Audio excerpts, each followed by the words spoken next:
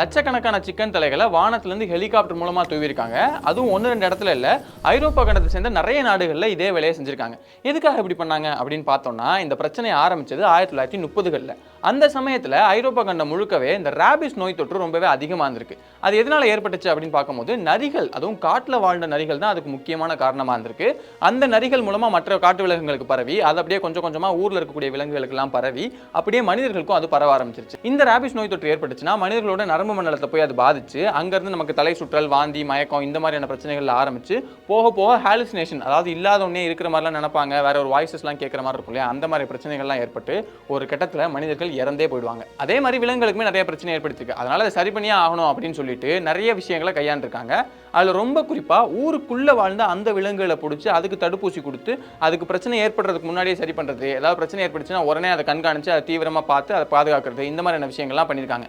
ஆனா இவ்வளோ பிரச்சனையை ஆரம்பிச்சது எங்க, காட்டுக்குள்ள வாழ்ந்த நரிகள் மூலமா தானே. அப்ப அதை தானே முதல்ல சரி பண்ணணும் அப்படின்னு சொல்லிட்டு இங்க என்ன பண்றாங்கன்னா, வேட்டையாடிகள் மூலமா மயக்க ஊசி செலுத்தி அதை பிடிச்சிட்டு வர்றது, கையாலே அந்த விலங்குகளை பிடிச்சி அதுக்கு ஊசி போடுறது, இந்த மாதிரி நிறைய விஷயங்கள் பண்ணி பார்த்துருக்காங்க. ஆனா இப்படி பண்ணும்போது செலவு அதிகமா இருக்கு.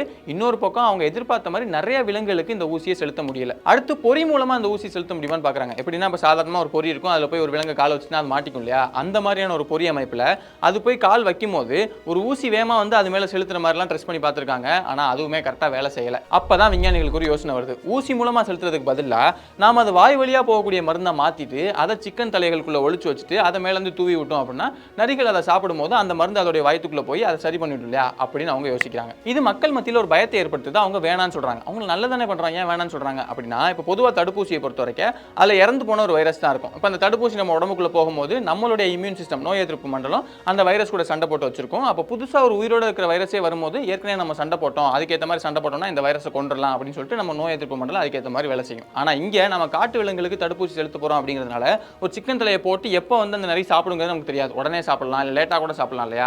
அதனால இந்த மாதிரி ஒரு லைவான வைரஸை போடுறாங்க. அதே மாதிரி இன்னொரு விஷயம், ரொம்ப மூர்க்கமா அந்த வைரஸ் இருந்துச்சு அப்படின்னா தான் அந்த நரிகளுடைய உடம்புல அதோடைய நோய் எதிர்ப்பு மண்டலம் அதுக்கேற்ற மாதிரி செயல்பட்டு சீக்கிரமாவே இந்த ராபிஸ் நோய் தொற்று அது சரி பண்ணும் அப்படிங்கிறதுனால இந்த விஷயத்தை பண்றாங்க.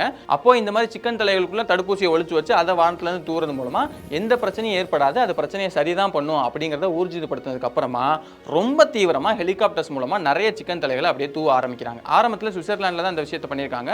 அங்க அது வெற்றிகரமா நடக்கவும் இன்னும் தீவிரமா அதே நேரத்தில் நிறைய தூவிருக்காங்க. எந்த அளவுக்குனா கிட்டத்தட்ட 1.5 லட்சம் சிக்கன் தலைகளை தூவி அங்க ராபிஸை படிப்படியா குறைச்சிருக்காங்க. அதை பார்த்து மற்ற ஐரோப்பிய நாடுகளும் இது நல்லா இருக்கே அப்படின்னு சொல்லிட்டு அவங்களும் அந்த விஷயத்தை கொஞ்சம் கொஞ்சமா ஃபாலோ பண்ணி அவங்களுமே இந்த ராபிஸ் நோய் தொற்றை கொஞ்சம் கொஞ்சமா குறைச்சிட்டாங்க.